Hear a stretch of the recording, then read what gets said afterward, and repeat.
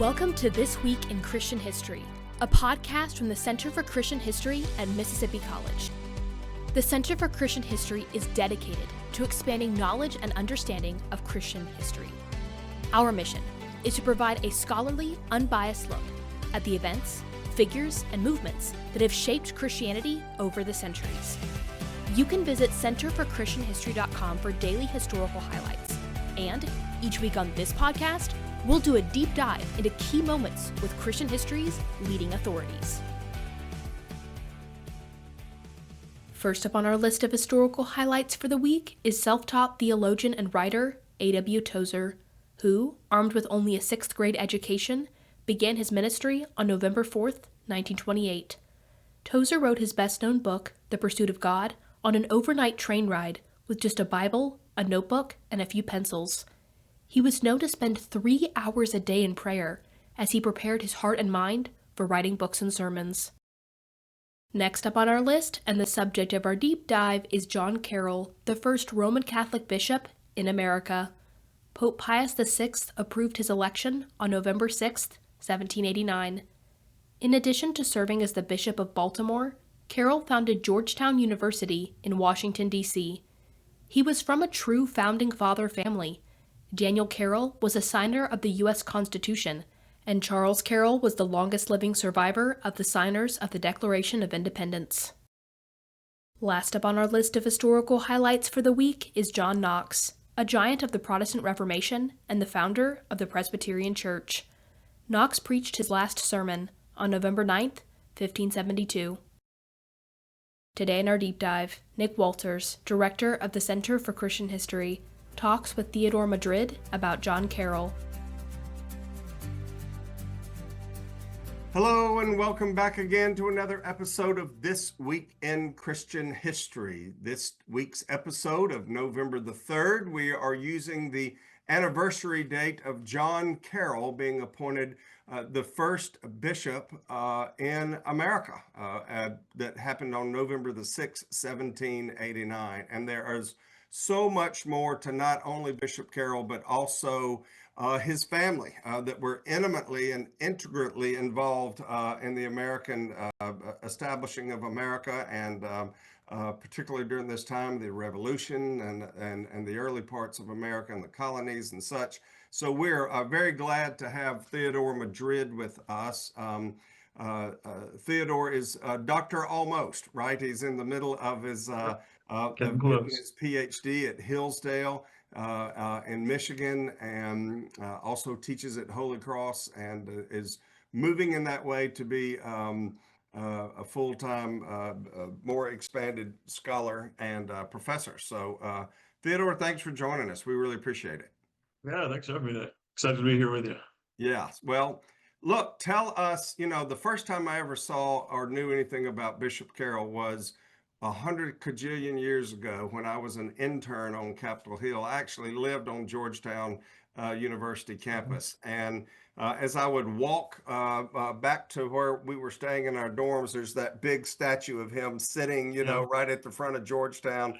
And that was the first time I heard tell of him. And of course, there are a myriad of places across the United States named Carroll, right? Either Carroll County or Carrollton or something else like that. So the impact of the Carrolls, I think, is interesting on its own merit, specifically as the church starts to get developed and the Catholic Church starts to be developed in America. I think that's a really cool piece. And then also this a moment where there were obviously enough to create a diocese, right? I mean, to actually be able to have a bishop. So many moving parts. I don't know where you want to start, but I'd love for you to be able to jump in at whatever you think would be a good point to talk through. Yeah, great. And I think there is a lot to talk about there. Like you said, a lot of people are most familiar with Carroll as the founder of Georgetown. Although even students who go there that I've spoken to don't quite know who that statue is of, because in various ways, I think Carroll and his family have been a little bit forgotten in American history. So part of the reason why I'm doing this scholarship on him, found him to be a fascinating character, but then discovered, apart from a couple of old biographies, not many serious treatments of his thought. So he and his family were very influential, all from Maryland, which, originally was a Catholic colony, for a period of time, and that changed a good while before the Revolution. But really rich and interesting history of Catholicism in the colonies there. And his family kind of arose out of that. The name Carroll wasn't in the original list of names at the time that the first ships came over, but arose out of those families, and then subsequent people coming over from Ireland. And by the time of the Revolution, they were one of the wealthiest families in all of the colonies, and especially in the colony of Maryland. Very influential. So it gave them this kind of unique status of, on the one hand, being part of a rather minority group, Catholics at the time in the colonies, Hmm. representing a pretty small percentage of the total population. But on the other hand, they were wealthy and very well educated and well connected, so influential in various ways. And so they use this, uh, some as statesmen and some as ecclesiastics. So Carroll obviously becoming the first Catholic bishop. He has cousins who were at the Constitutional Convention or in the Continental Congress, signing the Declaration of Independence and so on. So they're right there in the midst of everything. His cousins, especially Charles and Daniel. John takes a slightly different path, where at the age of 13, he actually goes over to Europe to study with the Jesuits and anticipates that that will be his life, to be, in the Jesuits, living in Europe forever. And In this is 1770, Daniel, you're saying, or sorry, John? this is John. Okay, Yeah, okay, okay, Archbishop John Carroll.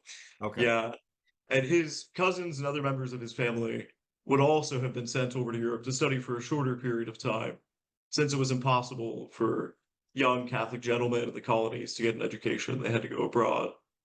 But whereas his cousins would go for college and then come back, it was his intention to go and stay. So he Hmm. eventually, after completing lengthy studies over many years, is ordained as a Jesuit and lives that life for a while as a Catholic priest. But then in 1773, when the Jesuit order is suppressed by the Pope, Hmm. just completely done away with, he suddenly finds himself, sort of homeless in a way. His institution that he'd been a part of, and all of their assets, are dissolved and taken away. So at that point, he comes back to the United States in about 1774, And he'd which been where? I'm sorry.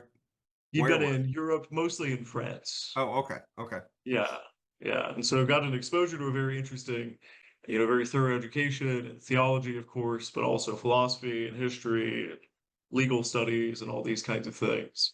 And then comes back to the United States sort of right in the last couple of years, before the revolution starts, and almost immediately jumps right in. Becomes a major proponent of the revolutionary cause, and especially the cause of religious liberty.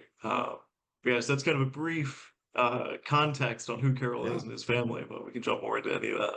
yeah. Well, let's jump into any and all of it. I mean, let's uh, so had maybe this dust up between the Pope and the Jesuits not have occurred, you think he probably just would have hung out and just stayed? That was his intention to do it, but that was probably he wouldn't have himself come back. But the family certainly still would have been here very involved in whatever they were going to be involved in, right? As far as the revolution. Right. Yeah, yeah, and his cousins had been back for a longer period of time and were already actively involved in the revolutionary cause. And then his extended family, yeah, all had remained in the area. In a private letter after the suppression of the Jesuits, he's quite despondent, actually, before Mm, he's figured out that he's coming back to America. Um, and, says effectively that he wishes God had killed him instead of putting him through the misery of having the Jesuits suppressed. So it was a great emotional loss for wow. him in a very significant way. Although, the design of Providence, one of those kind of things that put him in the right place at the right time, uh, you know, in a manner that he couldn't have expected or even, didn't really seem to be wishing for. Well, so let's talk first about the family piece, and then let's loop back around and talk about him actually getting to the point where he gets, for our subject matter today, which is his becoming bishop. So the family, these are his Charles Carroll, for example, signed the Declaration, right, of the Independence, and wasn't he the last signer of the Declaration of Independence to lived longer than any of the original signers? Is that right? Yeah, I Somewhere that believe that's right. gets in my brain but that doesn't. There's a lot of Sure. stuff going around in there that may or may Yeah. not be true. Um, um, but were their fathers were brothers, so they were first cousins, is that right? Or did he Mhm, have mhm. brothers that were involved in? None of his brothers, no, but Okay, yeah, so these would have been his cousins. okay, Yeah, okay. And then um, Charles's son was Daniel, is that right? Or Daniel was another cousin? another cousin. It's kind of a complicated family tree, Sure, but sure, but like good Catholics, right? There's a lot of them, right? I mean, that's so right. there's That's right. Yeah, there were so at the time. prolific is not unknown, right? Yeah. To a many good number of children, right? So okay, did they have any cousins that were sisters that married into other people that were involved in the revolution that you know of, or was it just uh, Yeah, in terms of other leading statesmen, I'm not sure off the top of my head. He did have a number of sisters, and then also, yeah, other female cousins throughout the family. This sure, was kind of a part of the pattern, over the preceding generations of how the family had been built up, to a level of such sort of influence and being very well connected. A lot of it was through these marriages between, especially major Catholic families, not exclusively, but in large part. sure, sure? And Maryland would have been the place, right? I mean, more than I mean, that would have been the most ideal spot for you to have found other Catholic families, right? Would have been in the colony of Maryland. Yeah, exactly. Having started off as a Catholic colony, and then a lot of them did remain there. Some left after the uh, Catholic control over the colony was lost, but many stayed, uh, Hmm. including obviously the Carrolls. Right, right, right. So, talk about the pathway for him to become bishop, and how did that occur? And then the founding of Georgetown University, was that done after he was bishop, or did he found Georgetown first and then became bishop? Yeah, so I'll get to Georgetown second, but that Okay, came after, yeah, his okay, ordination as bishop. So he comes back in the mid 1770s, right on the eve of the Revolution. Again, kind of in a moment of surprise, having anticipated spending, presumably the rest of his life abroad. But when he comes back, almost immediately, he's recognized by his peers, both Catholic and otherwise, for his wisdom, his eloquence, his virtue. And so the Continental Congress actually seeks him out and invites him to join a delegation very shortly after he gets back up to Canada in an attempt to enlist the Canadians into the revolutionary cause, how about which, yeah, obviously proved unsuccessful at the end of the day. But they saw in Carroll somebody who had these qualities of leadership and virtue, compelling rhetoric, and also a really sincere and intense commitment to the revolutionary cause. So that was one of the first kind of signal instances of a recognition of his virtues and his capacity for leadership. So he goes on this delegation, comes back, and then for the subsequent years is essentially working as a missionary priest throughout the colonies, predominantly in Maryland, but elsewhere. And so at the time, there are, not very many, uh, maybe a little over a dozen Catholic priests in the area, and then some others in the surrounding colonies and further south and so on. But there's no ecclesiological structure, no hierarchy, no authority. And so this presents, somewhat of a difficulty, both for just management and, overseeing things effectively, and then also in the case of, various disputes which arise.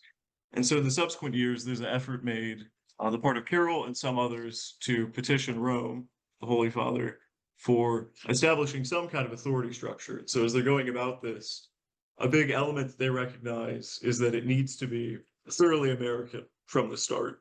hmm, And so the man chosen for this leadership position, they really don't want it to be a foreigner coming, from Italy or from France or from London. Uh, and also that the sort of American Catholic Church needs to be very independent. And they're very clear that this is very much a political concern in a certain way. The great hmm, fear of any sort of foreign jurisdiction influencing our system of republican self-government applies in a certain way, quite intensely in some cases, in the minds of non-Catholics to the sort of spiritual supremacy of the Pope and all these kind of things. right. So Carroll's very insistent during these years that they need to select somebody uh, from the American colonies who's going to have this sort of independence. And in a couple of letters, he kind of adverts, I think it might end up being me, but I really don't want that to happen. And I think everyone's going to know I'm not up to the job. He's a very humble man. Uh, but to his surprise, pretty much unanimously, all of the other priests and then all the other figures not that the members of the Continental Congress were directly involved, but people had seen his virtues. they petitioned the Pope for Carroll to be appointed. So he's essentially elected in a kind of democratic process, appointed as not exactly a bishop, but kind of overseer of the missions for several years. Does a phenomenal job at that. And then, in the late 1780s, is formally appointed bishop, and then thereby becoming the first Catholic bishop for one of the United States. There's a presence up in Canada, and then, south in places like Florida with different, relations with the French and Spanish empires. But for what will constitute the United States, he becomes the first. So. Wow.